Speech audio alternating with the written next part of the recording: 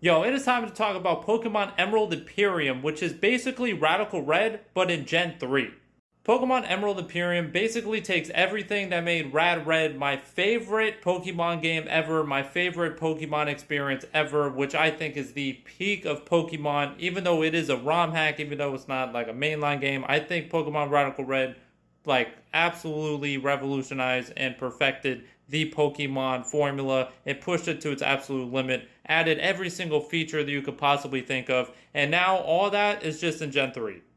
New megas, new forms, updated stats, move pools, all that type of shit. All types of features like infinite rare candy, level caps, move relearners, all anything you could think of, PC anywhere, nature changes, whatever you could possibly think of.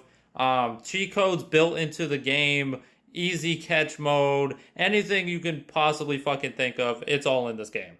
Different difficulty modes, EV, IV changes to whatever you want. If you want to grind for them, if you want them in the game at all, tons and tons of different options.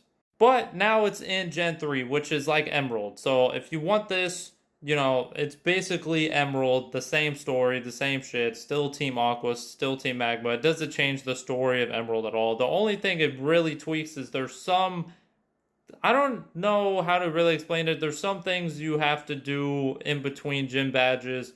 Like before you fight Norman, you have to actually do the trick house and just little stuff like that. Just maybe a little extra questing to do in between, but the story itself is basically the exact same thing. Maybe a new quests, but no new narratives, if you understand you get what I'm saying? This game is definitely fucking hard, like Radical Red. The game doesn't have full documentation of, all everything that's changed, so it's a little bit harder than Radical Red at the current moment, I think, because they add a lot of new stuff and you don't necessarily know what it all does or what it all means yet because it's not all documented yet, but I think all that will definitely come in the future. The early game can be tough, depending on what encounters or what mods you get. Roxanne has a pretty decent team, I think. Brawly's team is decent. Early games, whatever, but I think the difficulty really, really ramps up towards the middle of the game, like around Watson, Flannery, because at that point in time in the game, everyone that you're going to be fighting has access to megas. They have mega stones. You're going to run into Mega Glalie. You're going to run into Mega Gardevoir. You're going to run into these, like, really powerful Pokemon, and you don't have access to megas.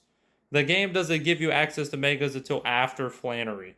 And you're going to be fighting Watson and Flannery and, all those trainers and like Team Magma and all that shit. They all have megas and you don't. In the mid game, that's really, really hard. They have Pokemon with super high BSTs and you don't. And that's really tough. You're going to have to out strategize them. You're going to have to build a cool team, use different strategies to beat them. And I think that's super fucking awesome.